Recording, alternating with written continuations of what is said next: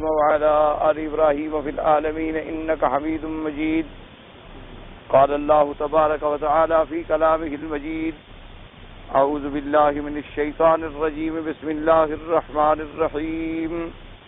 سنقرئك فلا تنسى إلا ما شاء الله إنه يعلم الجهر وما يخفى ونيسرك لليسرى فذكر إن نفعت الذكرى سيذكر من يخشى ويتجنبها الأشقى الذي يصلى النار الكبرى ثم لا يموت فيها ولا يحيا. قال المؤلف والمفسر رحمه الله تعالى: أدام النفع بعلومه وعلومكم في الدارين آمين. إلى أن قال: وقوله تبارك وتعالى: فذكر إن نفعت الذكرى، أي ذكر حيث تنفع التذكرة. ومنها هنا يؤخذ الأدب في نشر العلم فلا يزعه عند غير أهله، كما قال أمير المؤمنين علي رضي الله تعالى عنه: ما أنت بمحدث قوما حديثا لا تبلغه عقولهم إلا كان فتنة لبعضهم.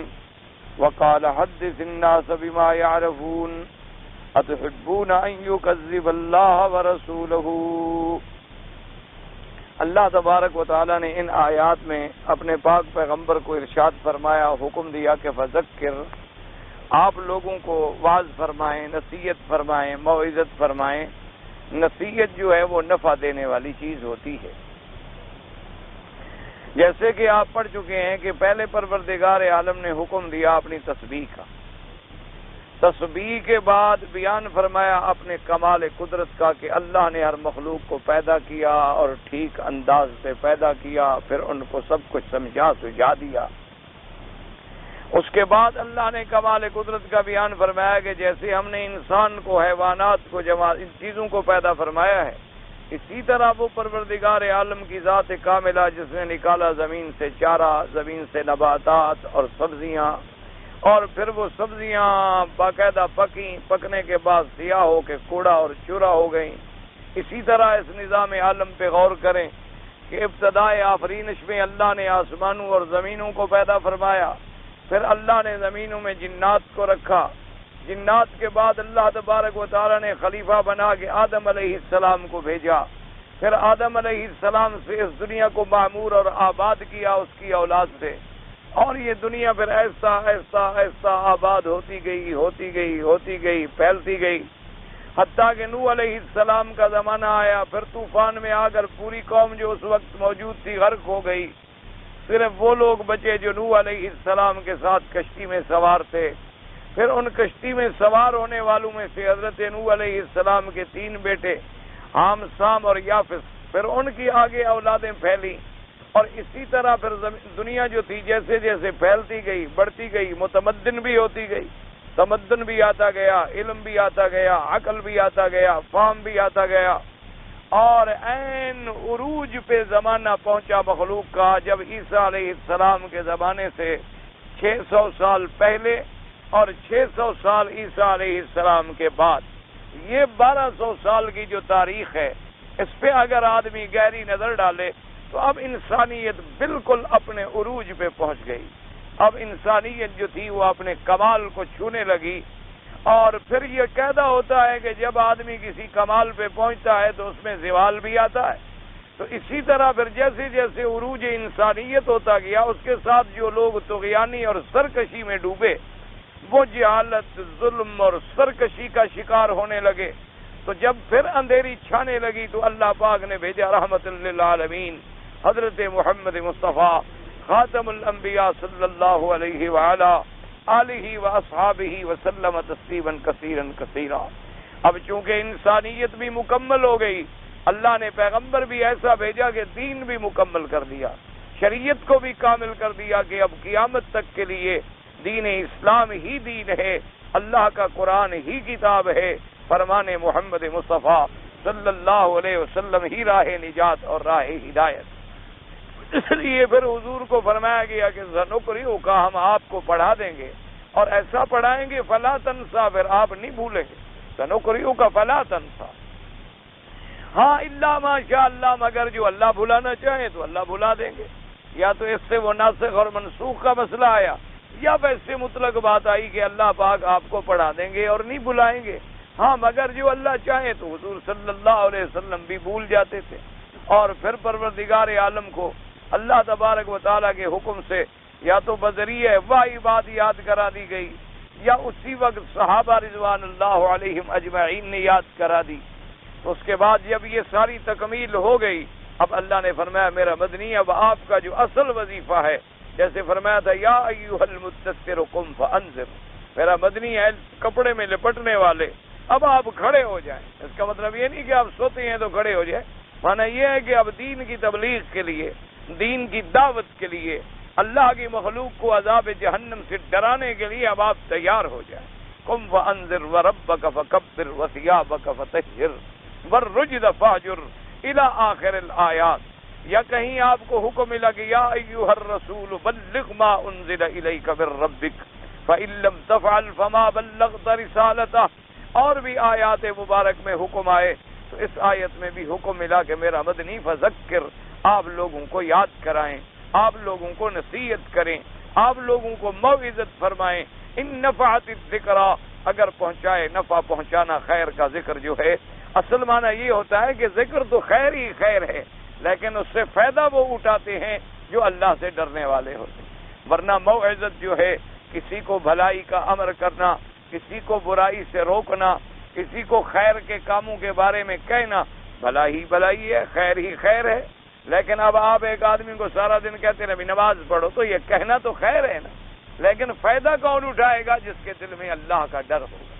اگر کسی کے دل میں اللہ کا ڈر نہیں ہے تو اس کا مطلب یہ تو نہیں کہ یہ کہنا جو ہے نعوذ باللہ یہ بھی اچھا نہیں ہے. جیسے کہ بعض لوگوں کے دماغ میں ایک خام خیالی آ جاتی ہے کہ دیکھو جی یہ مولوی حضرات تبلیغ کرتے ہیں، گھروں میں جاتے ہیں، کوئی بستر اٹھا کے پھرتا ہے، کوئی قرآن کا مدرسہ بنا کے بیٹھا ہے، کوئی حدیث کا مدرسہ بنا کے بیٹھا ہے، کوئی تقریر تبلیغ اور دعوت کے ذریعے پہنچ رہا ہے، کوئی کیسٹ پھیلا رہا ہے، کوئی کتابیں پھیلا رہا ہے. اس سے کیا فائدہ ہے جی؟ لوگ تو اسی طرح ہیں جیسے پہلے تھے، وہ اسی طرح ہیں، جو اچھا ہے اچھا ہے، جو برا ہے برا ہے. تو یہ ایک جہالت ہے اور یہ شیطانی وساوس ہے. کیونکہ اگر خدا نہ کرے یہ علماء نہ ہوتے، یہ دین کے مدارس نہ ہوتے، تو آپ ذرا ان ملکوں پر نظر ڈالیں جہاں یہ نہیں تھے، وہاں کتنے مسلمان ہیں.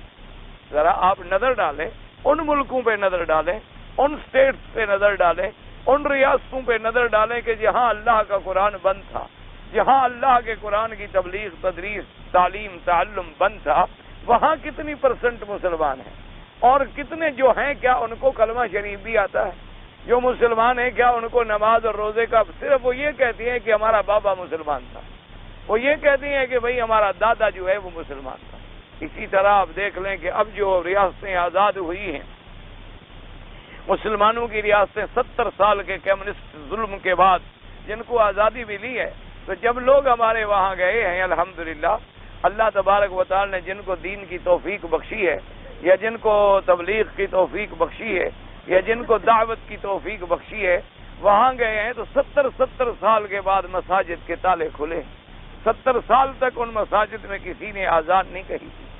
70 سال کے بعد جب مساجد کھولی گئیں اور صفائی کی گئیں اور آزانیں دی گئیں تو لوگ اپنے گھروں سے نکل آئے. انہوں نے کہا کہ ہاں اسی طرح ہمارا باپ دادا آزان کوئی دیتا تو تھا، پتہ نہیں تم کیا کہہ رہے ہو، ہمیں پتہ کوئی نہیں. لیکن ایسے کچھ الفاظ اور طریقہ جو ہے ہمارے دماغ میں آتا ہے کہ ہمارا دادا بھی کرتا تھا، اور ہمارا پردادا یا ہمارا باپ جو ہے ان کی زبان سے بھی ہم ایسی باتیں کچھ سنتے تھے، وہ بھی ایسے کھڑے ہوتے تھے، کہتے تھے اللہ اکبر اللہ اکبر. یہ کیا ہوتا ہے اللہ اکبر؟ تو ان کو یہ پتہ بھی نہیں تھا کہ آزان کیا ہے، ان کو پتہ بھی نہیں تھا کہ نماز کیا ہے، ان کو پتہ بھی نہیں تھا کہ یہ روزہ کیا ہے، ان کو پتہ بھی نہیں تھا کہ اللہ کا قرآن کیا ہے. یہ تو اللہ تبارک و تعالی جب ذریعہ بناتا ہے تو یہی علماء کی خدمات ہیں جن کی وجہ سے دنیا میں آپ کو دین نظر آتا ہے، جن کی وجہ سے دنیا میں آپ کو الحمدللہ اب بھی خیر نظر آتی ہے. اب ان علماء میں بھی انسان ہیں، بعض لوگوں میں کچھ غلطیاں بھی ہوتی ہیں، کوتاہیاں بھی ہوتی ہیں، کمزوریاں بھی ہوتی ہیں، آخر وہ بھی تو آپ اور ہماری طرح کے انسان ہیں. اور پھر وہ جو مولوی ہوتا ہے وہ آپ اور ہم میں سے پیدا ہوتا ہے، وہ کوئی باہر سے تو نہیں آتا. تو جب ہم بہت بہتر تھے تو علماء بہت زیادہ بہتر تھے. جب ہم بالکل گر گئے ہیں تو آخر وہ لوگ بھی تو ہماری سطح سے نکلے. لیکن پھر بھی ان کی ان محنتوں کو اللہ منظور فرمائے. اللہ تبارک و تعالیٰ ان کو جزائے خیر عطا فرمائے کہ ان کی محنتوں سے آج دین کا چرچا ہے، اور آج دین جو ہے الحمدللہ کفر کے دیار میں بھی پہنچ رہا ہے، اور آج اسلام جو ہے الحمدللہ پوری دنیا میں ایک چیلنج بن کے ابھرا ہے. یعنی سب سے بڑا جن ملکوں کو اپنی قوت پہ ناز ہے، اللہ کی شان ہے کہ اسلام وہاں ایسی زبردستی پھیل رہا ہے. اب یعنی اسی سے آپ اندازہ لگائیں کہ اس سرخ کافر نے، اس کمیونزم کے مارے ہوئے لوگوں نے اپنی قوت پہ اور فرعونیت پہ ناز کر کے یہ سوچا تھا کہ ہم مسلمانوں کے ان ملکوں کو ہڑپ کر لیں گے، لیکن اللہ نے کیسا فضل فرمایا کہ اپنا ملک ٹوٹ گیا اور اسلام ابھر آیا. تو اللہ تبارک و تعالیٰ کی قدرت جو ہے وہ بہت بڑی ہے. اس لیے جو آدمی کہیں قرآن پڑھاتا ہے، کہیں آذان کہتا ہے نا مسجد میں، وہ بھی واجب الاحترام ہے. اور کوئی کام نہیں کرتا، صرف بیچارے کو اذان آتی ہے تو 5 وقت لوگوں کو اللہ کی طرف بلا تو رہا ہے. اگر ایک آدمی مسجد میں صرف جھاڑو دیتا ہے، وہ بھی ہم سے زیادہ واجب الاحترام ہے کہ ہم اپنے گھر کو صفا کرتے ہیں، وہ اللہ کے گھر کو صفا کرتا ہے.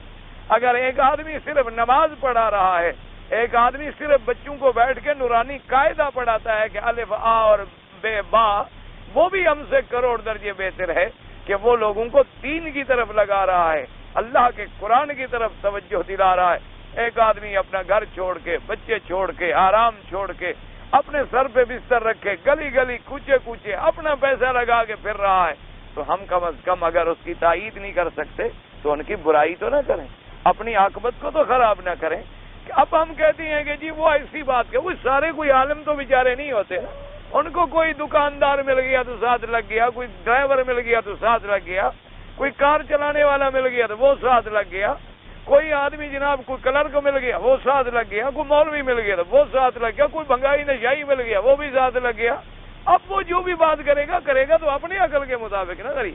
کوئی ایک دن کے اندر وہ عالم تو نہیں بن جاتا، لیکن یہ کتنا کمال ہے کہ ایک آدمی کو بھنگائی اور نشائی سے نکال کے تہجد والا بنا دو، ایک آدمی کو بے نمازی سے نمازی بنا دو، ایک آدمی کو کافروں کا لباس پہننے کے بجائے سروں پہ پگڑیاں بندھوا کے مسلمان بنا کے سنت رسول کا نمونہ بنا دو.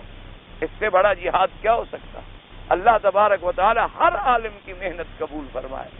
جس جماعت سے بھی کوئی تعلق رکھتا ہے دلوں کو بڑا کرو، دلوں کے اندر کوئی بغض اور اناد نہ رکھو، دلوں کے اندر کسی قسم کی کدورت نہ رکھو، کسی کے بارے میں بد زبانی اور بدگمانی اور بدزنی نہ رکھو.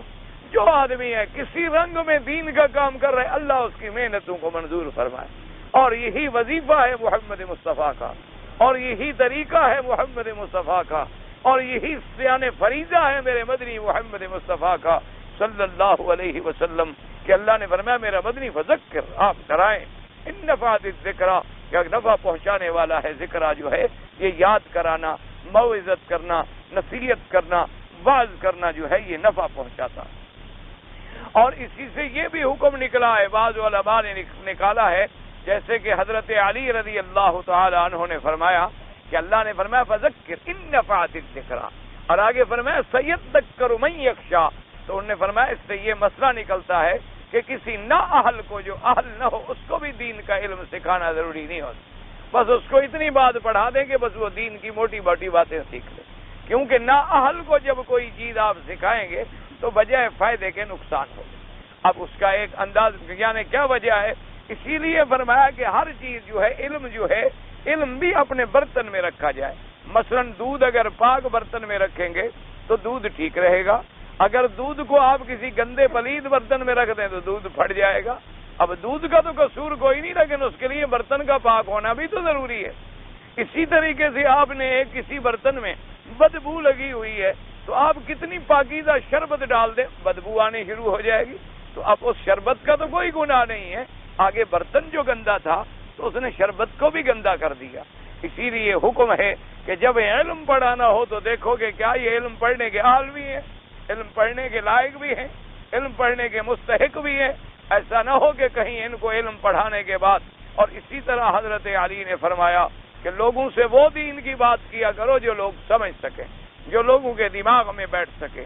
فرمایا تو ہب تم یہ چاہتے ہو کہ لوگ اللہ اللہ کے رسول کو جھٹلائیں؟ کیوں؟ تم نے اگر کوئی ایسا مشکل مسئلہ بیان کیا جو ان کے عقل سے بھی بالا ہے، جس کو وہ سمجھ ہی نہیں سکتے ہیں، تو نتیجہ یہ نکلے گا کہ وہ اللہ اور اللہ کے رسول کو جھٹلا بیٹھیں۔ اس لیے حکم ہے کہ لوگوں کو ایسی بات کریں، اتنی کھول کے بات کریں، اتنی سمجھا کے بات کریں کہ ان کے دماغ میں وہ بات بیٹھ جائے، اور اتنے آسان انداز میں بات کریں کہ وہ بات سمجھنے کے قابل ہو جائے۔ اب دیکھیں نا جی، بعض علماء نے بڑی بڑی کتابیں لکھی ہیں، لیکن ایسی وہ مشکل کتابیں ہیں، ایسی دقیق کتابیں ہیں، اتنی ادق کتابیں ہیں کہ ان کو سمجھنے کے لیے آج استاد بھی نہیں ملتے جو ہمیں سمجھا دیں۔ یعنی ہم تو خیر سمجھ ہی نہیں سکتے، لیکن ان کے سمجھانے والے استاد بھی میسر نہیں آ سکتے۔ اسی طرح بعض لوگوں نے اردو میں بڑی مشکل کتابیں لکھی ہیں، اسی طرح بعض لوگوں نے فارسی میں بڑی مغلق کتابیں لکھی ہیں، اسی طریقے سے بعض مقرر اور لیڈر اور پروفیسر اور لیکچرر ایسے ہوتے ہیں کہ جی بڑی مشکل سے مشکل بات کریں تاکہ لوگ یہ سمجھیں کہ جی بڑا عالم ہے، لیکن یہ طریقہ دعوت نہیں ہے۔ طریقہ دعوت کا معنی یہ ہوتا ہے ایسی بات کرو کہ ہر کسی کے دماغ میں اتر جائے، کہیں ایسا نہ ہو کہ وہ بیچارے الٹا دین کو نہ سمجھیں اور اللہ کے رسول کی تکذیب کر بیٹھے۔ اسی لیے ایک مثال مشہور ہے نا، حضرت شیخ سعدی جو گزرے ہیں، بڑے اللہ کے بزرگ تھے، بڑے اللہ کے ولی تھے، اولیاء ولی من اولیاء اللہ تھے اور بہت بڑے عالم۔ تو انہوں نے لوگوں کو مذہب سمجھائے ہیں ایسے مثالوں میں، تاکہ لوگوں کو مثال دے کر بات سمجھ آ جائے۔ تو مثال مشہور ہے کہ ایک دفعہ ایک گلی میں جا رہے تھے تو بستی سے کچھ کتے نکلے اور حضرت کے پیچھے پڑ گئے۔ اب کتے تو کتے ہی ہوتے ہیں نا، ان کو کیا پتا کہ مولوی ہے، عالم ہے، شیخ ہے، کون ہے۔ تو وہ جناب آئے اور حضرت کے ساتھ ایک دو طالب العلم بھی تھے۔ تو آپ کھڑے ہیں غور کر کے ایک ایک کتے کو بڑا غور سے دیکھ رہے ہیں۔ تو حضرت طلباء نے پوچھا کہ حضرت ان کو دیکھنے کی کیا ضرورت ہے؟ فرمایا میں پہچان رہا تھا کہ ان کو میں نے پڑھایا تو نہیں ہے، پھر یہ مجھے کیوں بھونک رہے ہیں؟ ان کو میں نے کبھی سبق تو نہیں دیا ہے۔ تو نصیحت کی کہ نالائق جو طالب ہوتے ہیں وہ استاذ کو ہمیشہ گلا کرتے ہیں کہ جب پڑھیں گے شکوہ استاذ کا کریں گے، جب پڑھیں گے استاذ کے خلاف سازشیں کریں گے، جب پڑھیں گے استاذ کے عیب کو ڈھونڈتے رہیں گے، جب پڑھیں گے استاذ پہ انگلی رکھیں گے۔ اس لیے ایک نصیحت کی، اسی لیے ان کا ایک بڑا مشہور ہے، ان کا قول ہے یا کسی اور کا قول ہے کہ سعدیہ شیرازیہ سب کے مدح کم ذات را، کم ذات چوں ملا شوت گلا کنت استاذ را۔ انہوں نے کہا کہ سعدی اور شیرازی کسی کم ذات کو سبق نہ پڑھانا، جب وہ مولوی بن جائے گا سب سے پہلے تیرا مقابلہ کرے گا اور تیرا گلا کرے گا، اور جو شریف النسل ہوگا وہ کبھی ایسا نہیں کر سکتا۔ اس لیے کہ آدمی جو کیونکہ ایک خاندانی آدمی ہوتا ہے، استاد سے اختلاف بھی ہو جاتا ہے، استاد سے جھگڑا بھی ہو جاتا ہے، انسان جو ہوئے کسی بات پر کوئی رائے بھی بدل جاتی ہے، لیکن وہ کبھی اس کی زبان پہ غلط لفظ نہیں آئے گا۔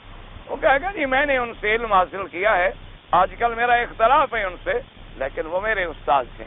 تو جو شریف النسب اور عالی النسب لوگ ہوتے ہیں ان کی زبان پر کبھی ایک دوسرے کی برائی نہیں آتی۔ جیسے کہ حضرت مدنی رحمۃ اللہ علیہ کا اور حضرت تھانوی رحمۃ اللہ علیہ کا، اللہ ان سب کی قبروں پہ رحمتیں فرمائے، بہت بڑا اختلاف تھا۔ آج تو وہ اختلاف ہے ہی نہیں، آج تو چھوٹے چھوٹے اختلاف میں مولوی ایک دوسرے کو کافر کہتا ہے، ایک دوسرے کو گالیاں دیتا ہے، ایک دوسرے کے عیب نکالتا ہے، ایک دوسرے کے بیٹے بیٹیوں تک پہنچ جاتا ہے کہ فلاں مولوی کی بیٹی جناب ایسی ہے اور فلاں کا بیٹا ایسا ہے اور فلاں کا بچہ ایسا ہے۔ بھائی انسان ہے، نوح کا پیغمبر کا بیٹا غلط ہو سکتا ہے تو اس میں نوح علیہ السلام کا قصور ہے؟ اللہ کے بندے، یہ تو اللہ کی شان ہے، اللہ چاہے تو جاہلوں کے بچوں کو عالم بنا دے اور عالموں کے بچوں کو جاہل بنا دے، یہ تو اللہ کی مرضی ہے۔ کتنے علماء کے بچے ہیں کبوتر اڑاتے ہوئے مر گئے، اور کتنے جناب جہلاء کے بچے ہیں کہ اللہ نے اتنا بڑا علم دیا کہ آج تک دنیا ان کے علم سے فائدہ حاصل کر رہی ہے۔ یہ تو اللہ کی عنایات ہیں۔ جیسے عطا اللہ شاہ بخاری رحمۃ اللہ علیہ، اللہ نے ان کو علم بھی دیا تھا، حسب بھی دیا تھا، نسب بھی دیا تھا، جمال بھی دیا تھا، کمال بھی دیا تھا، خطابت بھی دی تھی، فصاحت بھی دی تھی، بلاغت بھی دی تھی۔ وہ اپنی ذات میں ایک اللہ کی نشانیوں میں ایک نشانی تھے۔ تو وہ فرمایا کرتے تھے، ہمیشہ کہتے مولا تیری شان ہے کہ وارث شاہ سید کا بیٹا اس نے تو ہیر لکھ ڈالی، اور احمد علی لاہوری سکھ کا بیٹا اس نے قرآن کی تفسیر لکھ ڈالی۔ فرمایا یہ اللہ کی مرضی ہے، سید کا بیٹا جو نبی کی اولاد ہے اس نے کیا لکھا، ہیر وارث شاہ، کہ لوگ ہیر رانجھا پڑھ رہے ہیں اور عشق کر رہے ہیں، لڑکیاں بھی یاد کرتی ہیں اور لڑکے بھی یاد کرتے ہیں۔ اور فرمایا جو سکھوں کے گھر میں پیدا ہوا اور وہ آیا اور اس نے قرآن کی تفسیر لکھ ڈالی کہ ساری دنیا کو قرآن کا علم پہنچ رہا ہے، قرآن کا فیض پہنچ رہا ہے، تو فرمایا مولا یہ تیری تقسیم ہے، یہ تیری قدرت ہے، جس کو تو جدھر چاہے لگا دے، اس میں نہ کسی سید کا کمال ہے نہ کسی غیر سید کا قصور ہے، یہ مرضی ہے مالک کی، جس سے جو چاہے جب چاہے جیسا چاہے کام لے لے۔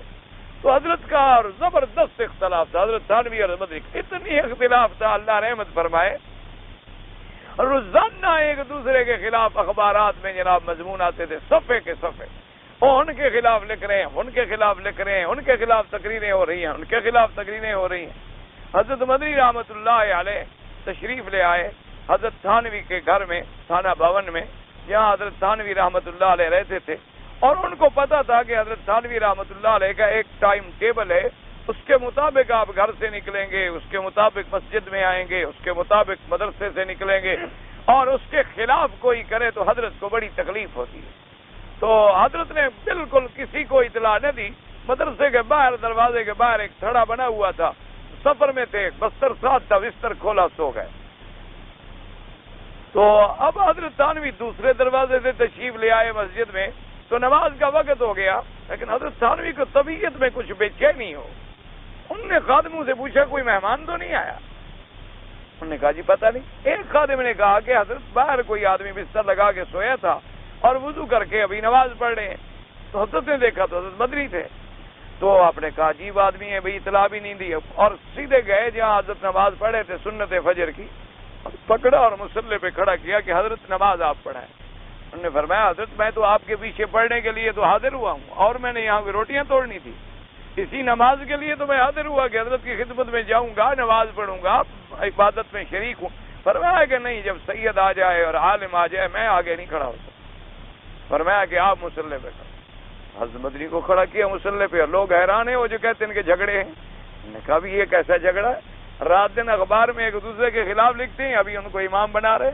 جب نماز ختم ہو گئی تو حضرت تھانوی نے پوچھا حضرت مدنی سے کہ آپ کی پگڑی نہیں ہے سر پہ، آج ٹوپی پہنتے تھے حضرت، پگڑی بھی کبھی کبھی پگڑی بھی پہنتے۔ انہوں نے کہا حضرت گاڑی میں بیٹھا تھا، پان تھوکنے کے لیے سر نکالا باہر، ہوا تیز کر رہی تھی، کپڑے کی ٹوپی تھی، اڑ گئی، تو اس لیے وہ تھی نہیں، میں نے بس رومال ڈال لیا ہے سر پہ۔ تو فرمایا اچھا میں آپ کو پگڑی پیش کرتا ہوں۔ تو حضرت نے حکم دیا خادم کو کہ جلدی سے پگڑی لاؤ۔ تو حضرت نے کہا حضرت آپ کو پتا ہے کہ میں انگریز کے بنے ہوئے کپڑے کی پگڑی نہیں پہنتا ہوں، میرا تو ترک موالات ہے، میں تو انگریز کے بنی ہوئی چیز کبھی استعمال نہیں کرتا، نہ اس کا کپڑا پہنوں گا نہ اس کی بنی ہوئی چیز پہنوں گا۔ حتیٰ کہ حضرت تو گاڑی پہ بھی چڑھتے تو ٹکٹ لے کے پھاڑ دیتے تھے، کہتے یہ پیسے کافر کو کیوں دوں، خود بھی استعمال نہیں کرتے تھے کہ بھی پرائی چیز ہے میں غلط استعمال کیوں کروں۔ ٹکٹ خریدا، جب اسٹیشن ختم ہوا پھاڑ دی کہ ان کو نہیں ملنے چاہیے۔ پھر لوگوں نے کہا حضرت جب آپ ٹکٹ لیتے ہیں پیسہ ان کو پہنچ جاتا ہے، کافر لیا نہیں کروں گا، جتنی ٹکٹ بنتی ہے اتنی پیسے خیرات کر دوں گا، کافر کو نہیں دوں گا۔ تو بہرحال ان کے جہاد تھے، اللہ ان کی قبروں پہ کروڑوں رحمتیں فرمائے۔ تو حضرت نے فرمایا حضرت میں نے بھی آپ کے لیے کھدر کی پگڑی رکھی ہوئی ہے، اور کافی عرصے سے رکھی ہے کہ آپ آئیں گے تو آپ کو دوں گا۔ اب محبت کا یہ عالم ہے، کوئی جھگڑا ہے ہی نہیں، کوئی قصہ ہی نہیں، کوئی کہانی نہیں۔ آج کا کوئی مولوی ہو اللہ معاف فرمائے، تھوڑی سی بات پہ بھی بات ہو جائے تو کفر سے نیچے تو اترتا ہی کوئی نہیں۔ اس لیے دعا کریں اللہ ہم سب کو ہدایت دے، اور جتنے لوگ جس جماعت سے ہیں دین کا کام کر رہے ہیں اللہ سب کو منظور فرما، اللہ سب کی محنتیں قبول فرما، اللہ تبارک و تعالیٰ ان کی محنتوں میں برکتیں عطا فرمائے، اللہ ان کے مساجد مدارس معابد کو آباد فرمائے۔ یہ ان کی خدمتیں ہیں، کہیں بیٹھا ہے بیچارہ، جنگل میں بیٹھا ہے قرآن پڑھا رہا ہے، تو کتنی بڑی بات ہے کہ اللہ کے کلام کا وہ حافظ ہے، قاری ہے، عالم ہے۔ اسی فرمایا فذکر ان نفعت الذکریٰ، کہ پڑھاؤ اس کو جس نصیحت اس کو اثر کرے گی جو اس کے قابل بھی ہوگا۔ اس لیے حضرت علی نے فرمایا کہ نہ اہل کو نہ پڑھانا، نہ اہل کو پڑھاؤ گے تو وہ تمہیں تکلیف پہنچائے۔ اسی لیے علماء نے ایک بڑی عجیب مثال دی، انہوں نے فرمایا کہ وہ سامری جو حضرت موسیٰ علیہ السلام کے زمانے میں پیدا ہوا اور جس نے بت بنایا تھا، جس نے سونے کا اور چاندی کے زیورات کو پگھلایا اور ایک گائے کی شکل میں ایک بچڑا بنایا اور کہا کہ ھذا الہکم و الہ موسیٰ، یہ تمہارا بھی خدا ہے اور موسیٰ کا بھی خدا ہے۔ اس نے بچڑا بنایا تھا۔ اچھا خدا کی قدرت ہے، بعض کتابوں والوں نے لکھا ہے کہ وہ انڈیا سے گیا تھا، سامری جو ہے انہوں نے کہا وہ ہند سے گیا تھا اور گائے کے پجاری تھا اس کا خاندان. کیوں؟ اس میں تو کوئی شک نہیں نا کہ ہند آدم علیہ السلام کے وقت سے بھی ایک ملک ہے، تو اس لیے ہو سکتا ہے کوئی بڑی بات نہ. انہوں نے کہا یہ گائے کے پجاری پہلے بھی اسی زمانے میں بھی ادھر تھے، وہاں سے یہ کیا تھا تو وہ گائے والا دماغ میں خلل موجود تھا، اسی لیے اس نے وہ بچڑا بنایا. اچھا اس سامری کا واقعہ کیا ہے کہ یہ ولد الزنا تھا، یعنی اس حرامی بچہ تھا. تو جب پیدا ہوا تو اس کی ماں نے جا کے اس کو ایک غار میں چھوڑ دیا، ایک پہاڑ کی غار میں چھوڑ دیا کہ روزانہ جا کے دودھ پلا دوں گی اور اس کے بستر ٹھیک کر دوں گی، لیکن گھر کیسے لے جاؤں، حرام کا بچہ ہے.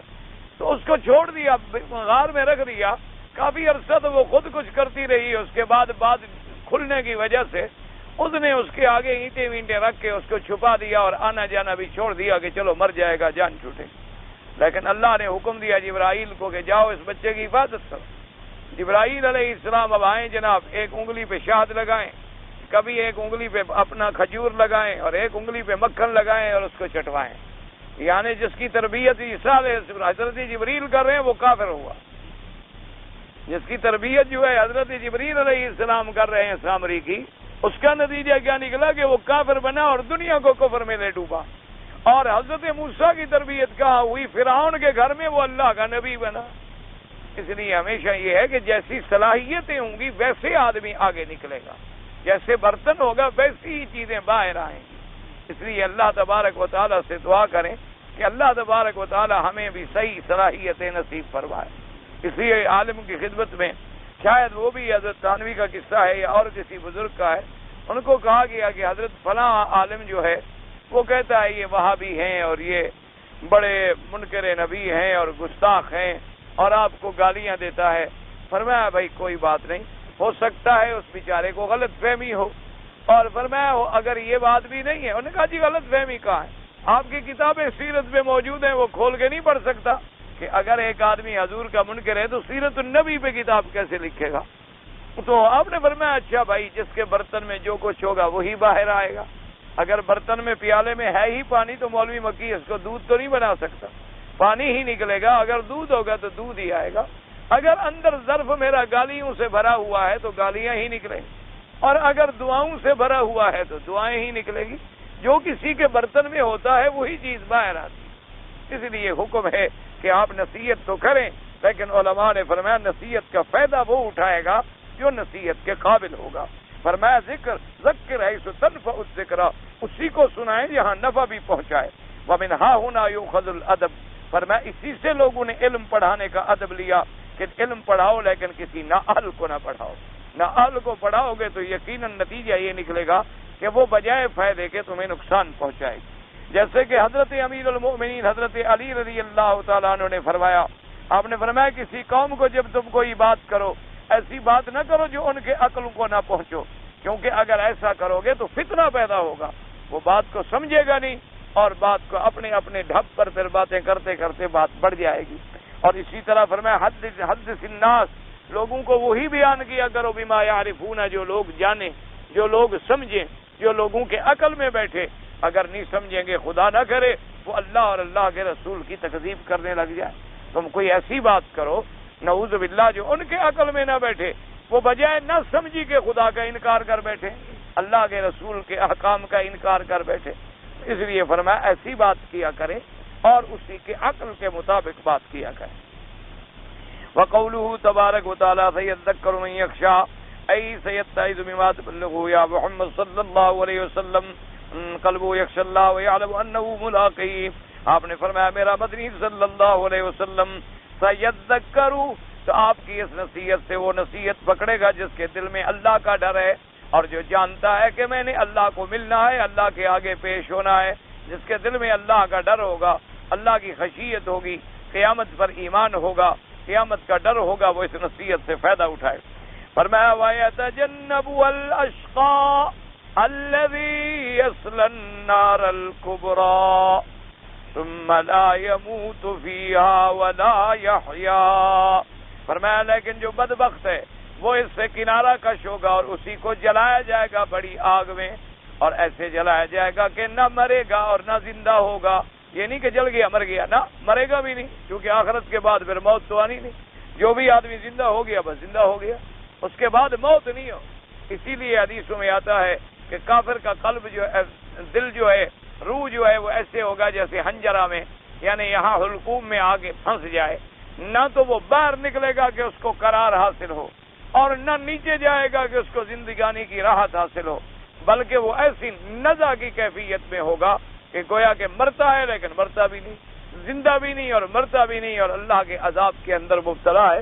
فرمایا ایسے لوگ جو ہیں بدبخت، ان کو آپ کی نصیحت فائدہ نہیں پہنچائے گی، بلکہ وہ تو کنارہ کریں گے اور آپ کی نصیحت کا اعراض کریں۔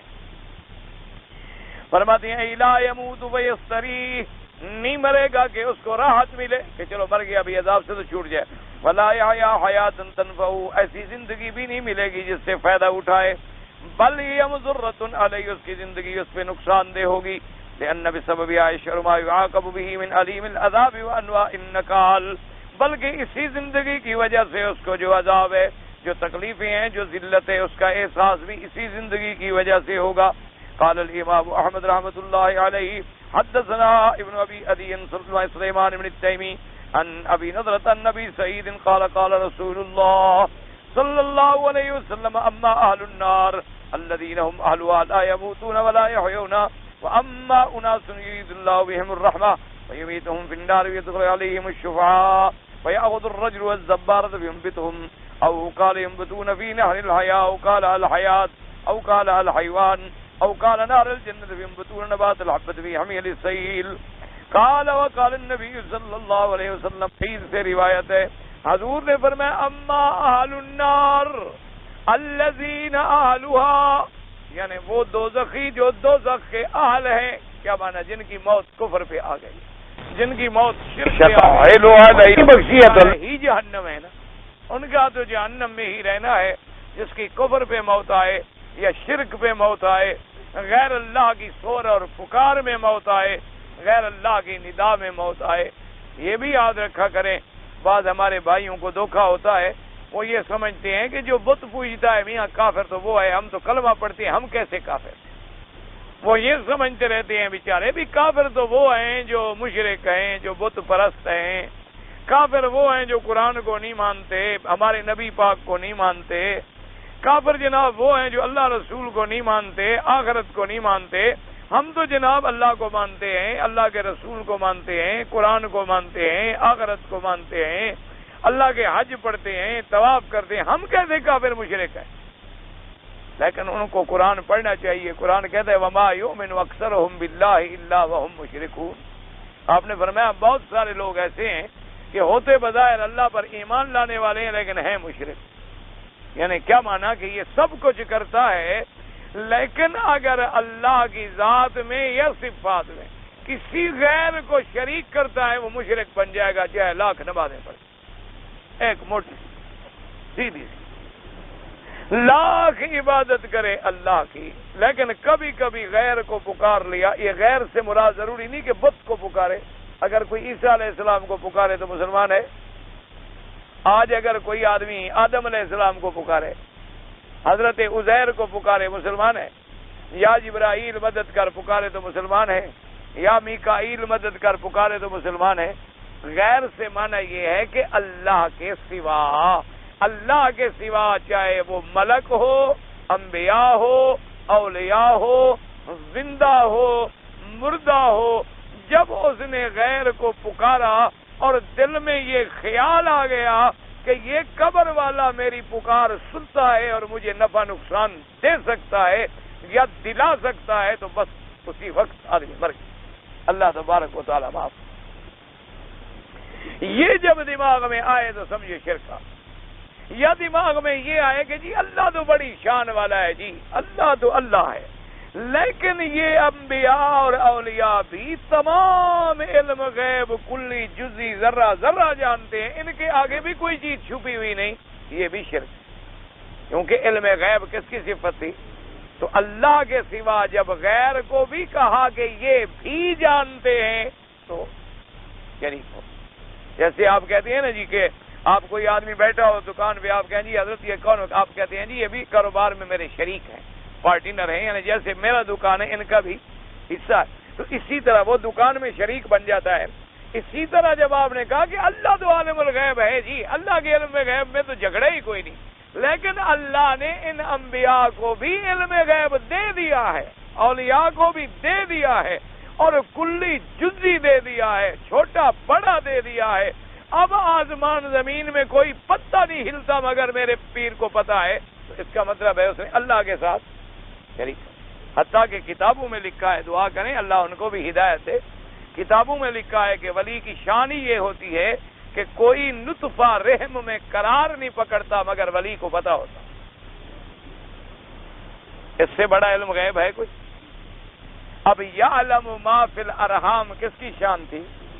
اسی کو دیکھ۔ اب کوئی سمجھائے، کہتے ہیں یہ وہابی ہیں، اب اس کا تو کوئی علاج نہیں ہمارے پاس، دعا کرو، اس کا علاج یہی ہے کہ ہم دعا کریں کہ اللہ ان کو بھی ہدایت دے، اللہ ان کے سینے کھول دے اور بات سمجھ آئے۔ بھئی اللہ نے فرمایا والذی یصورکم فی الارحام کیف یشاء، اسی نے فرمایا ویعلم ما فی الارحام، کہ رحم کے اندر کیا ہے یہ میں جانتا ہوں۔ اب کوئی کہے کہ وہ بھی جانتا ہے اور یہ بھی جانتا ہے، اچھا اور کہتے ہیں جی نہیں وہ تو جانتا ہے اصلی مالک، یہ جو جانتا ہے اس کو تو اسی نے دیا ہے نا جی، تو اسی نے دیا، شریک تو بن گیا نا۔ میں نے کہا جی اینک مثلا میری ہے، میں تو ہوا اصلی مالک، میں نے ان کو کہا اچھا ایسا کرو کہ ایک دن تم بھی پہنا کرو، تو میں نے اس میں اس کو شریک کر لیا کہ نہیں کر لیا؟ اگڑا ہی تو اسی ہے۔ کہتے ہیں جی نہیں، اللہ کا علم ذاتی ہے، اولیاء کا علم عطائی ہے، تو ذاتی میں شرک کا کہیں تو مشرک بنے، یہ تو عطائی ہیں، ان کو تو عطا ہوا ہے۔ بھائی ذاتی میں بھی کوئی جھگڑا ہے؟ جھگڑا ہے ہی عطائی میں۔ یہ بھی کوئی کہتا ہے کہ اللہ کے اولیاء کے علم ذاتی ہے، جب وہ پیدا نہیں ہوئے تھے تو علم کہاں تھا؟ جب پیدا ہوئے ابھی بچے تھے تو علم کہاں تھا؟ اگر ان کے پاس علم تھا تو مدرسوں میں پڑھنے کیوں گئے؟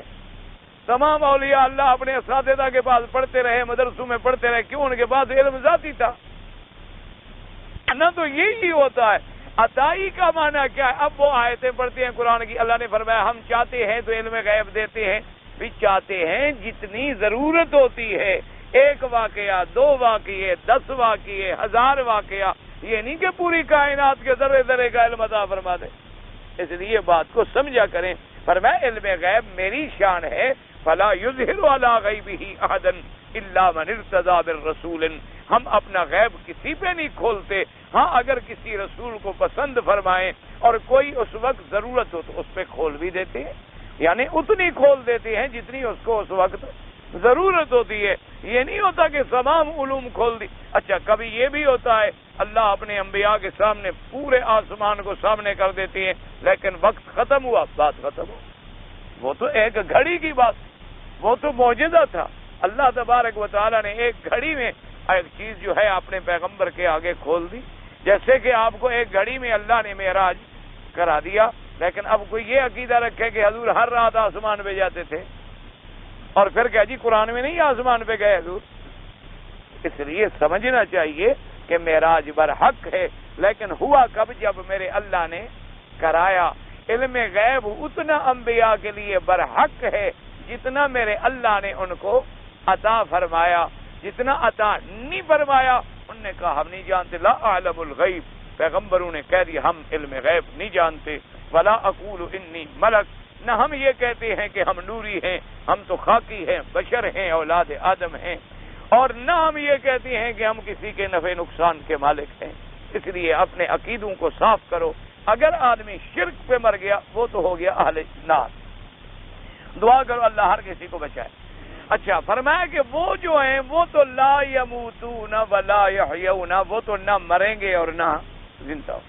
فرمایا لیکن کچھ لوگ ایسے ہوں گے کہ ہیں تو مومن لیکن گناہگار ہیں تو مسلمان بیچارے، عقیدہ ٹھیک ٹھاک ہے، موحد ہیں لیکن گناہگار ہیں، ان کو موت آ گئی تو فرمایا جب ان کو ڈالا جائے گا، اما اناسن، جن کو اللہ تبارک و تعالیٰ جن لوگوں پہ اپنی رحمت کا ارادہ فرمائیں گے، ان کو کہتے ہیں کہ جب وہ نار میں جائیں گے تو موت دے دیں گے، جب وہ مر جائیں گے فَيَدْخَلُ عَلَيْهِمُ الشُّفَعَاءُ، پھر بعض شفاعت کرنے والے اللہ کے حکم سے داخل ہوں گے، اور وہ جا کر اس آدمی کو پکڑیں گے، اور وہ آدمی پھر ایسے اس سے نکلے گا کہ جیسے کوئی زمین سے کھیتی اگتی ہے، یا فرمایا کہ وہ نہر حیات ہے یا نہر الحیا ہے یا نہر الحیوان ہے یا نہر الجنہ ہے، اس کے کنارے پہ وہ پانی ڈالا جائے گا، وہ نکلیں گے، ایسے نکلیں گے کما نبات الحبۃ فی حمیل السیل، فرمایا کہ جیسے کوئی دانہ پڑا ہو نا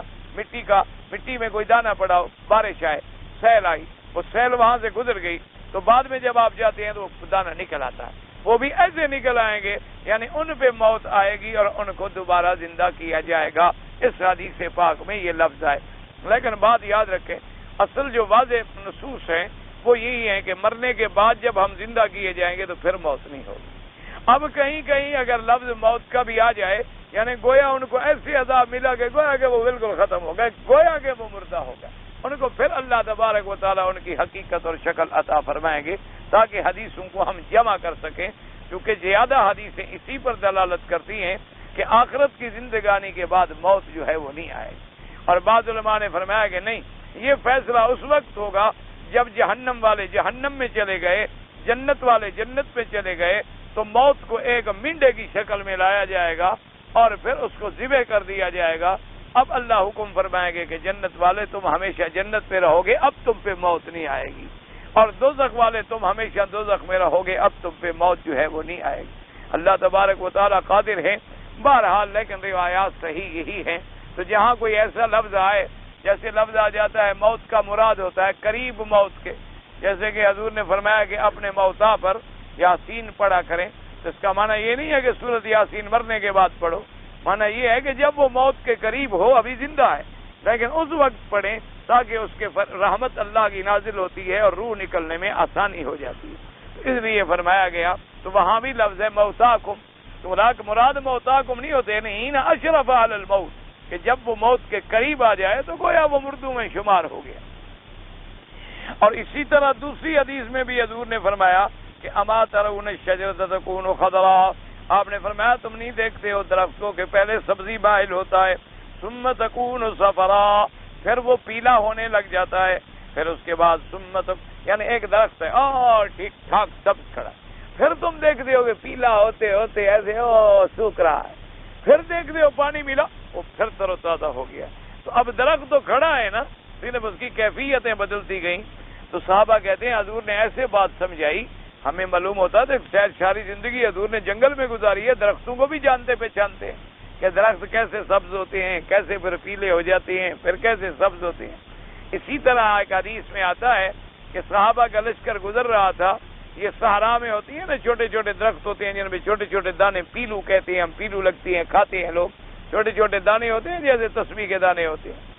تو صحابہ اترے اور وہ پیلو چننے لگے، تو حضور نے فرمایا کہ وہ بہت زیادہ جو سرخ رنگ کی ہوں نا، زیادہ شوخ اور بالکل وہ سرخی سے پھر یعنی بنی رنگ کی طرف مائل ہو جائیں تو وہ چنے۔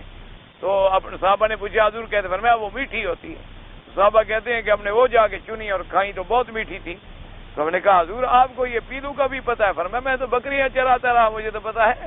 یہ نہیں فرمایا کہ میں عالم الغیب ہوں، فرمایا کہ میں نے تو مکے والوں کی بکریاں چرائی ہیں۔ اسی طرح ہم صحرا میں ہوتے تھے، پہاڑوں میں ہوتے تھے اور بکریاں چراتے تھے اور یہی چیزیں کھایا بھی کرتے، تو لہذا اس وقت ہمیں تجربہ ہو گیا کہ کون سی پکی ہے اور کون سی کچی ہے۔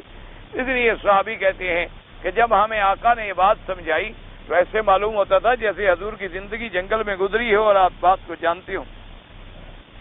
وقال احمد بن حدثنا اسماعیل قال حدثنا سعید بن یزید عن ابی نضرة نبی سعید الخدری رضی اللہ تعالی عنہ قال قال رسول اللہ صلی اللہ علیہ وسلم اما اہل النار الذین هم اہلها انهم لا يموتون فيها ولا يحيون ولكن اناس او كما قال تصيبهم النار بذنوبهم او قال بخطاياهم ويميتهم اماتة حتى اذا صاروا فعما اذن في الشفاعة وجيء بهم زبائر وبصوا على انهار الجنة فيقال يا اهل الجنة يفيضوا عليهم وينبتون نبات الحب تكون في حميل السيل قال فقال رجل من القوم حينئذ كأن رسول الله صلى الله عليه وسلم كان بالبادية۔ اس حدیث پاک میں بھی آتا ہے، حضرت ابی سعید خدری راوی ہیں اس حدیث کے، فرماتے ہیں کہ حضور پاک نے فرمایا کہ اما اہل النار، جو دوزخی ہیں وہ تو دوزخ میں ہوں گے، لا يموتون فيها ولا يحيون، وہ تو نہ مریں گے نہ زندہ ہوں گے، ولیکن اناس کچھ لوگ ایسے ہوں گے کہ جن کو ان کے گناہوں کی وجہ سے دوزخ میں ڈالا جائے گا، ان کو ان کے خطاؤں کی وجہ سے ڈالا جائے گا، پھر اللہ تبارک و تعالیٰ ان کو موت دے دیں گے اور وہ ایسے ہو جائیں گے حتی اذا صاروا فحمن، ایسے ہو جائیں گے جیسے کوئلہ، جیسے لکڑی جلتی ہے نا آگ میں، جلتے جلتے کوئلہ بن جاتی ہے، اور میں ایسے بن جائیں گے جیسے کوئلہ بن جاتا ہے۔ پھر ان کے لیے اجازت دیں گے اللہ تبارک و تعالیٰ شفاعت کرنے والوں کو، تو شفاعت کرنے والے ان کی سفارش کریں گے، پھر اللہ حکم دیں گے، وہ آئیں گے، ان کو ایسے زبائر کہتے ہیں، ایسے جماعت بنا کے لے آئیں گے اور کنارے پہ ڈال دیں گے اس نہر کے۔ فَبُصُّوا عَلَىٰ أَهْلِ الْجَنَّةِ فَقَالَ يَا أَهْلَ الْجَنَّةِ أَفِيضُوا عَلَيْهِمْ فَيُنبِتُونَ نَبَاتَ الْحَبَّةِ تَكُونُ فِي يَوْمِ الصَّيْدِ، اور اس کے بعد پھر اللہ حکم دیں گے، وہ ایسے نکل آئیں گے جیسے کوئی دانہ پڑا ہو اور بارش کا پانی آئے یا سیل آئے تو اس کے گزرنے کے بعد پھر وہ سبزہ نکل آتا ہے۔ قال فقال رجل من القوم حينئذ، ایک آدمی نے کہا کہ جب اس نے یہ باتیں سنی کہ حضور بتا رہے ہیں کہ دانے کیسے اگتے ہیں، سیل کیسے آتی ہے، اس نے کہا ایسے معلوم ہوتا تھا کہ حضور نے شاید پوری زندگی بادیہ میں گزاری۔ ورواه مسلم من حديث بشر بن المفضل وشعبة كلاهما عن النبي صلى الله عليه وسلم سعيد بن يزيد به مثله، ورواه احمد ايضا عن يزيد بن سعيد بن اياس الحريري النبي نزلت النبي سعيد النبي صلى الله عليه وسلم قال ان اهل النار الذين لا يريد الله اخراجهم لا يموتون فيها ولا يحيون، وان اهل النار الذين يريد الله اخراجهم يميتهم فيها اماتة حتى يصيروا فحما۔ اس حدیث میں یہ آیا کہ جو دوزخی ہیں جن کو اللہ ہمیشہ دوزخ میں رکھیں گے اور جن کو دوزخ سے نہیں نکالیں گے، ان کا تو عالم یہ ہوگا کہ لا یموتون فیہا ولا یحیا، نہ مریں گے نہ زندہ ہوں گے، اور جن کو اللہ تبارک و تعالی جہنم سے نکالنے کا ارادہ فرمائیں گے، چونکہ اللہ کے علم میں ہے کہ یہ تو گناہوں کی سزا کاٹیں گے، ان کو تو میں نکالوں گا یا سفارش سے نکالیں گے، جیسے حدیث میں آتا ہے انبیاء بھی شفاعت کریں گے، حافظ قرآن بھی شفاعت کریں گے، اللہ کے اولیاء بھی شفاعت کریں گے۔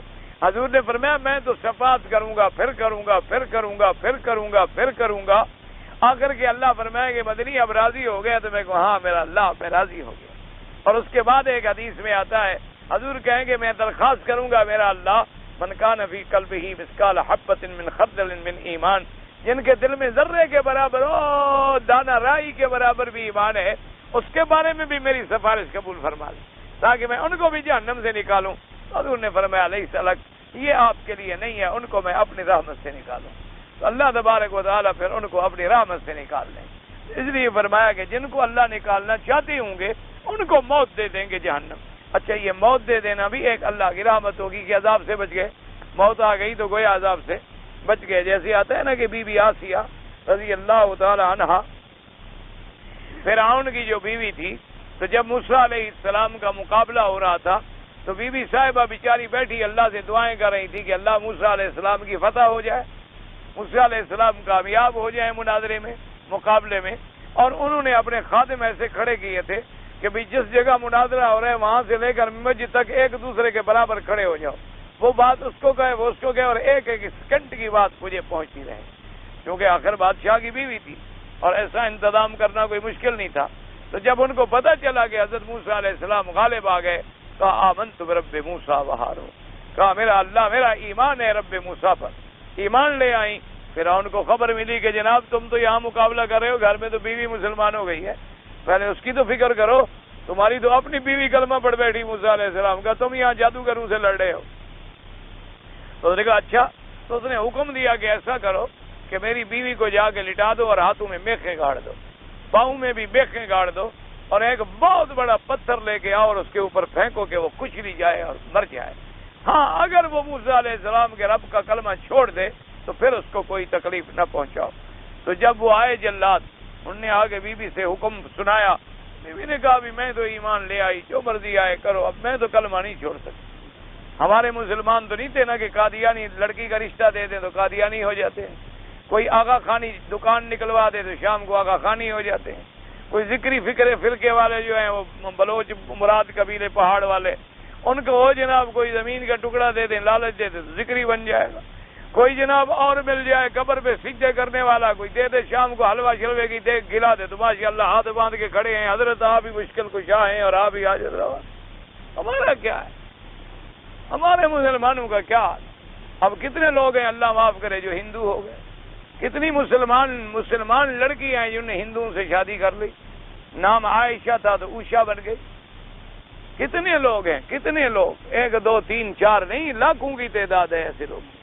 کتنے لوگ ہیں جو آپ کے ملک میں عیسائی بنتے ہیں، کتنے لوگ ہیں جو آپ کے ملکوں میں نصرانی بنتے ہیں، کتنے لوگ ہیں جو آپ کے ملکوں میں اللہ معاف کرے کوئی آغا خانی بن رہا ہے، کوئی قادیانی بن رہا ہے. ہر کوئی جانتا ہے کہ کافر ہے، ہر کوئی جانتا ہے کہ یہ دین اسلام سے منحرف ہے.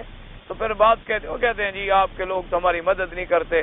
انہوں نے میرے بچے کو فوراً کالج میں داخلہ دلا دیا، فوراً جناب امتحان میں پاس کرایا اور 18 گریڈ کی نوکری دلا دی. تمہارے پاس تو ساری زندگی ہم پڑھتے رہے، کوئی بھیک بھی نہیں ملتی، اور زیادہ سے زیادہ مسجد دکھا دیتے ہو کہ اذان دیتے رہو اور روٹی کھاتے رہو، تو کب تک ہم رہے؟ تو یعنی ہمارا مذہب تو پیٹ ہوا نا. ہمارا مذہب جو ہے وہ تو ہمارا پیٹ ہے کہ جس نے ہمارے پیٹ میں کوئی بلا ڈال دی ہمارا مذہب ادھر چلا گیا. جس کسی نے پیسے دے دیے ہم ادھر لڑک گئے. لیکن یہ اس وقت کا ایمان تھا. بی بی نے کہا کہ جو مرضی آئے آپ سزا دیں، لیکن میں اللہ کے دین کو نہیں چھوڑ سکتا. انہوں نے جناب میخیں ڈال دی. اسی لیے کہا جاتا تھا وہ فرعون ذی الاوتاد، وہ فرعون جو میخوں والا بادشاہ کہ اپنے مخالفون کو زمین میں یا دیواروں میں میخیں لگا کے لٹکوا دیتا تھا. تو جب میخیں لگا دی گئی اور اس کے بعد جناب پتھر اٹھایا گیا مارنے کے لیے، تو بی بی نے کہا رب ابن لی عندک بیتا فی الجنہ ونجنی من فرعون وعملہ ونجنی من القوم الظالمین. میرا اللہ مجھے یہ محل نہیں چاہیے، مجھے تو جنت میں گھر چاہیے، اور میرا اللہ مجھے فرعون سے اور فرعون کے عقیدے اور عمل سے اور اس قوم ظالمین سے نجات دے. اوپر سے پتھر چلا. اللہ نے حکم دیا فرشتے کو کہ بی بی آسیہ کا روح قبض کر لو، پتھر گرنے سے پہلے بی بی مر جائے. پتھر گرا تو مردے پہ گرا، کوئی تکلیف بھی نہ ہوئی بی بی صاحبہ. اللہ تبارک و تعالی نے دنیا کے عذاب سے بھی بچا لیا اور آخرت میں تو جنت میں سب سے اعلیٰ گھر بنا دیا. اس لیے ہمیشہ یاد رکھیں کہ جب آدمی ایمان پہ ہوتا ہے تو یہ موت دے دینا بھی تو اس کو عذاب سے بچانا ہے. فرمایا وہ کولے بن جائیں گے، ایسے ہو جائیں گے کہ جیسے جل کے آدمی کولا بن جاتا ہے. پھر ان کو نکالا جائے گا لا نار الجنت یرش علیہم من نار الجنہ، پھر ان کو جنت کا پانی ان پہ ڈالے جائیں گے. پھر وہ ایسے ابھریں گے جیسے کہ دانے نکلتے ہیں سیل کے کنارے پہ. وقت قال اللہ تعالی اخبارا عن اہل النار ونادوا یا مالک یقضی علینا ربک قال انکم ماکثون. اور اللہ نے فرمایا جو اصل جہنمی ہیں وہ پکاریں گے اور کہیں گے اے دروغ اے جہنم، مہربانی کرو اپنے رب سے کہو کہ ہمارے اوپر فیصلہ کر دیں، ہمیں موت دے دیں. اللہ فرمائے گا ان کو کہہ دو بدبختو اب تم اسی طرح رہو گے، اب موت بھی نہیں آئے گی. اور اس کے بعد فرما دی لا یقضی علیہم فیموتوا ولا یخفف عنہم من عذابها، ان پر کوئی ایسا قضا کا فیصلہ نہیں ہوگا کہ وہ مر جائیں اور نہ کافروں کے عذاب میں سے کوئی تخفیف کی جائے گی.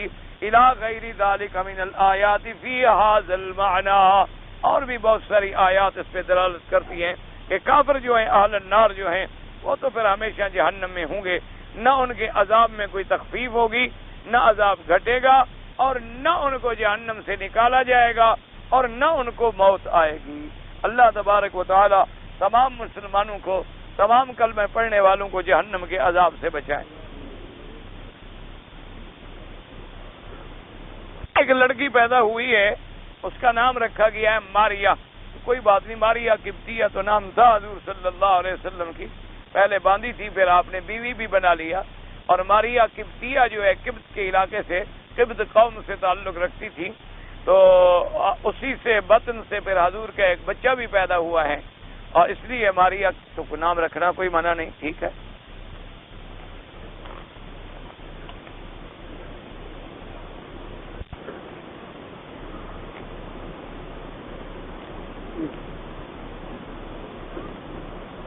مجھے تو سمجھ نہیں آیا، جب آدمی جماعت میں داخل ہونے کے لیے دوڑ کر آ کر جماعت میں لائق ہوتا ہے، کیا قیام میں بھائی مسئلہ سمجھا کرو اللہ کے بندے.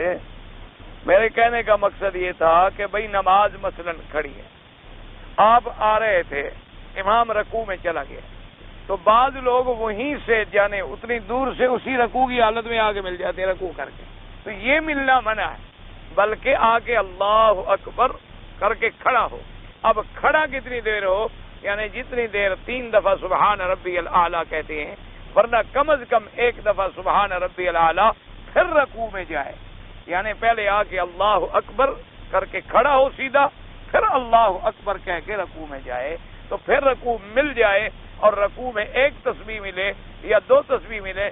رکوع مل گیا تو اس کو رکعت مل گئی، اور جس کو رکعت مل گئی اس کو جماعت مل گئی. اس لیے آتا ہے حدیث میں من ادرک الرکوع فقط ادرک الرکعہ، اور ایک دوسری حدیث مبارک میں ہے کہ من قد ادرک الرکعہ فقط ادرک الجماعہ، کہ جس نے رکعت پا لی الحمدللہ اس کو جماعت کا ثواب مل گیا. میرے سمجھانے کا مقصد یہ تھا، یہ نہیں تھا کہ 3 دفعہ تسبیح کہو اور کھڑے رہو یا 3 دفعہ تسبیح کہنی ہے. کچھ بات کو سمجھا کریں کہ بعض لوگ مثلا امام رکوع اللہ اکبر کر کے چل گئے فوراً. نا اللہ اکبر یہ آپ نے تکبیر تحریمہ کہی ہے نماز میں شامل، پھر اللہ اکبر کہہ کے رکوع میں جانا ہے اور ملنے سے پہلے کھڑا ہونا ہے. سمجھ آ گئی بات؟ تو بات کو سمجھا کریں تاکہ اللہ کرے بات آپ کو سمجھ آ جائے. اور اسی طرح بعض لوگ جو ہے نا جی جیسے ایسے کھڑے یوں کر کے اللہ اکبر، یہ بھی غلط ہے. ہاتھ پورے کھڑے کریں، اور حکم یہ ہے، افضل یہ ہے کہ ہاتھوں کی انگلیاں اور یہ ہاتھوں کی ہتھیلیاں کعبے کی طرف ہوں اور آپ کے کانوں کے لو کے برابر ہوں. اللہ اکبر. اور اسی طرح یہ حکم ہے کہ یہ جگہ جو ہے یہاں ہونی چاہیے. سمجھ آ گئی؟ یہ ہے یعنی یہ دایاں ہاتھ جو ہے بائیں ہاتھ کے اس گٹے پہ ہو اور یہ ہتھیلی ہو اور یہ گٹا ہو. اب سینے پہ ہاتھ باندھے حدیث میں ہے، ناف پہ باندھے حدیث پاک میں ہے، اور صدر پہ باندھے حدیث مبارک میں ہے، اس میں کوئی جھگڑا نہیں. لیکن یہ ضروری ہے کہ یہ جگہ جو ہے یہاں. بعض لوگ یہ یوں باندھ لیتے ہیں، یہ کسی حدیث میں. اللہ تبارک و تعالیٰ ان کو بھی اور ہم سب کو ہدایت عطا فرمائے اور سنت کے مطابق عمل کرنے کی توفیق عطا فرمائے. ہم کام کرتے ہیں اور بڑے تھک کے آتے ہیں، اور تھک کے آنے کے بعد جو ہے آپ کا درس چونکہ مغرب کے بعد ہوتا ہے تو ہم درس سنیں یا طواف کریں، ویسے آپ کی مرضی، آپ جو چاہیں کریں. لیکن اس میں کوئی شک نہیں ہے کہ علم سیکھنا جو ہے وہ ہر عبادت سے افضل ہے، کیونکہ طواف آپ کریں گے تو نفلی عبادت ہے اور علم دین سیکھنا تو فرض ہے. حضور نے فرمایا طلب العلم فریضۃ علی کل مسلم و مسلمہ، کہ دین کا سیکھنا جو ہے وہ مسلمان مرد پہ اور عورت پہ فرض ہے. تو جب آدمی دین سیکھتا ہے تو اس سے افضل تو کوئی عبادت ہو ہی نہیں سکتی. اسی لیے حکم ہے کہ ایک عالم جب سو جاتا ہے اللہ نے فرمایا اس کی نیند کو بھی ہم عبادت لکھتے ہیں. حالانکہ وہ نیند کر رہا ہے، مزے کر رہا ہے، سویا ہوا ہے، لیکن اس کی نیند بھی عبادت پہ شمار ہوتی ہے کہ نیند کرے گا، آرام ملے گا، سکون ملے گا تو کل کو تیار ہو کے بیچارہ دین کی خدمت کرے گا. اگر اس کو راحت ہی نہیں ملے گی تو دین کا کام کیسے کرے گا؟ بہرحال ہر نفلی عبادت سے درس پڑھنا سننا، یہ ضروری نہیں کہ میرا درس سنو، جس عالم کا سنو، تاکہ مشکل ہوتی ہے نا. کل کہیں گے دیکھو جی اپنے لوگ اپنے لیے کہتے ہیں، الحمدللہ ہم نے کبھی اپنے لیے نہیں کہا، اور نہ کبھی ایسا ہوا ہے، نہ کبھی ہمیں کسی طالب کا نام آیا ہے جو آگے بیٹھ جاتا ہے الحمدللہ، نہ بیٹھے الحمدللہ، 2 آ گئے الحمدللہ، لاکھ آ جائے الحمدللہ. اصل مقصد تو یہ ہے کہ اللہ اخلاص پہ اور دین کی پر چلنے کی اپنی رضا کے لیے توفیق عطا فرمائے. بہرحال موٹی بات یہ ہے کہ علم سیکھنا افضل ہے. آذان کے بعد جو دعا کی جاتی ہے وہ سنت ہے. حضور نے فرمایا کہ جب آذان ہو جائے تو آپ درود شریف پڑھیں، اور درود شریف جو نماز میں پڑھتے ہو، اللہم صلی علی محمد وعلی آل محمد کما صلیت علی ابراہیم وعلی آل ابراہیم فی العالمین انک حمید مجید. اور اس کے بعد فرمایا دعا مانگو میرے لیے، اللہم رب هذه الدعوة التامة والصلاة القائمة آت محمد الوسیلہ والدرجة الرفیعة العلیة وابعثه مقاما محمودا الذي وعدته انك لا تخلف الميعاد. اور طبرانی میں ایک حدیث میں یہ بھی ہے کہ اس کے بعد رضینا باللہ ربا وبالاسلام دینا وبمحمد نبیا ورسولا وبالقرآن اماما. تو اس میں ہاتھ اٹھانا ضروری نہیں ہے، یعنی دعا پڑھنے کا حکم ہے. ہاتھ اٹھانا اگر کسی نے اٹھا لیا تو کوئی جھگڑا نہیں ہے، ورنہ ہاتھ اٹھانے کا حکم بھی نہیں ہے. ایک ہمیشہ یاد رکھیں. تو یہ دعا جو ہے، یہ دعا مانگنا اتنی شان والی ہے. حضور نے فرمایا جو شخص یہ دعا مانگے گا میں قیامت میں اس کی شفاعت کروں گا. اچھا، اور یہ بات بھی یاد رکھیں کہ ہر آدمی جو کلمہ پڑھنے والا ہے اللہ سب کو یہ دعا کرنے کی توفیق دے. تو حضور نے کیا فرمایا؟ میرے لیے دعا مانگو یا مجھ سے مانگو؟ ہاں جی، حضور نے فرمایا تم اللہ سے میرے لیے دعا مانگو کہ مجھے مقام وسیلہ ملے. تو حضور فرمایا میرے لیے مانگو اور تم نبی سے مانگو. تو اس سے بڑا کوئی کفر ہے کہ یا نبی عطا فرما اور یا نبی نظر فرما، یا ولی نظر فرما، یا غوث عطا فرما، یا دستگیر دکھ دور فرما، یا داتا بچڑے عطا فرما، اور یا فلاں. اللہ کا نبی کہتا تم میرے لیے دعا مانگو اللہ سے، یہ نہیں کہتا کہ مجھ سے مانگو۔ اچھا، بعض لوگوں کو دھوکا ہوا کہ دعا مانگو اور مانگو وسیلہ، کیا ہو حضور وسیلہ بن گئے؟ وسیلہ جنت میں ایک مقام ہے، سمجھو، یہ وسیلہ نہیں جو تم وسیلہ پکڑتے ہو۔ وسیلہ کیا ہے؟ آگے موجود ہے، آتن الوسیلہ الذی وعدتہ، وہ مقام وسیلہ جس کا آپ نے وعدہ کیا ہے کہ ہم جنت میں آپ کو دیں گے، حالانکہ اللہ کا وعدہ ہے، لیکن پھر بھی حضور کہتے ہیں ادب کا تقاضا یہ ہے کہ میری امت میرے لیے مانگتی رہے، اور فرمایا جب تم میرے لیے مانگو گے تو میں قیامت میں تمہاری شفاعت کروں گا۔ تو یہاں سے مسئلہ نکلا کہ انبیاء کی قبر پہ جاؤ، اولیاء کی قبر پہ جاؤ، تم ان کے لیے دعا مانگو۔ جب تم ان کے لیے دعا مانگتے تو اللہ تم پر بھی رحمتیں فرماتے ہیں۔ یہ نہیں کہ ان سے دعا مانگو، ان سے دعا مانگنا تو شرک ہے، یہی تو ہے دعا صرف اللہ سے مانگی جائے گی، باقی ہاتھ اٹھائیں جائز ہے، نہ اٹھائیں جائز ہے، یہ تو بلا وجہ جھگڑے والی باتیں ہیں۔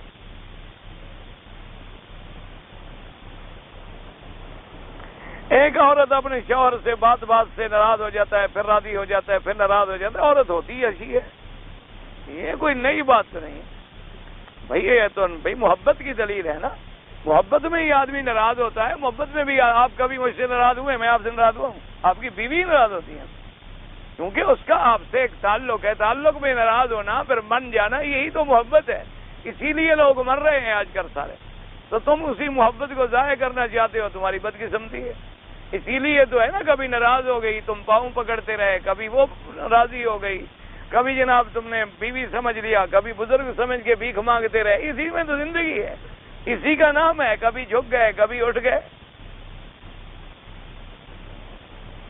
بہرحال کوئی ایسی بات نہیں ہے، کوئی جھگڑے والی بات نہیں ہے، تم بھی جھگڑا وگڑا نہ کیا کرو، اللہ کے بندے گھر میں جھگڑے ہوتے ہیں۔ حضور پاک نے فرمایا بی بی عائشہ سے، آپ نے فرمایا عائشہ جب تم مجھ سے ناراض ہوتی ہو نا مجھے پتہ لگ جاتا ہے، اور جب تم راضی ہوتی ہو پھر بھی مجھے پتہ چلتا ہے۔ بی بی عائشہ نے فرمایا حضور آپ کو کیسے پتہ چلتا ہے، حالانکہ میں نے کبھی آپ کی نافرمانی تو نہیں کی، چاہے راضی ہوں یا ناراض ہوں، لیکن آپ کا حکم ہے تو وہ تو حکم ہے۔ تو آپ نے فرمایا کہ جب تم راضی ہوتی ہو تو کوئی بات ہو تو کہتی ہو برب محمد، مجھے محمد مصطفیٰ کے رب کی قسم ہے، اور جب تم مجھ سے ناراض ہوتی ہو کہتی ہو رب ابراہیم کی قسم ہے، میرا نام بھی نہیں لیتی ہے۔ اللہ کے نبی کی بیوی بھی ناراض ہو جاتی ہے تو آپ کی بیوی کو بڑی آسمان سے اتر آئی ہے، ایسی بات ہے نا کہ کوئی بات نہیں، اسی کا نام محبت ہے، اسی کا نام زندگی ہے۔ میں والدین کے لیے طواف کر سکتا ہوں، آپ طواف کر لیا کریں اپنے لیے، اور اس کے بعد دعا کر دیا کریں، سب سے بہتر طریقہ، نہ جھگڑا ہوگا، اللہ ثواب عطا فرمائیں۔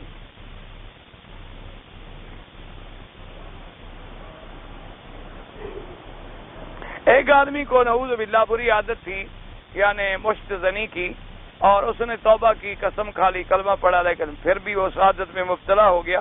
یہ مرض ایسی ہے کہ یہ بڑی مشکل سے جاتی ہے، اللہ ہر مسلمان کو بچائے۔ بہرحال گھبرائے نہیں، توبہ ٹوٹ گئی یا قسم ٹوٹ گئی کوئی حرج نہیں، پھر توبہ کرے، استغفار کرے، اور پھر اپنے عہد پہ قائم رہے۔ انسان ہے، انسان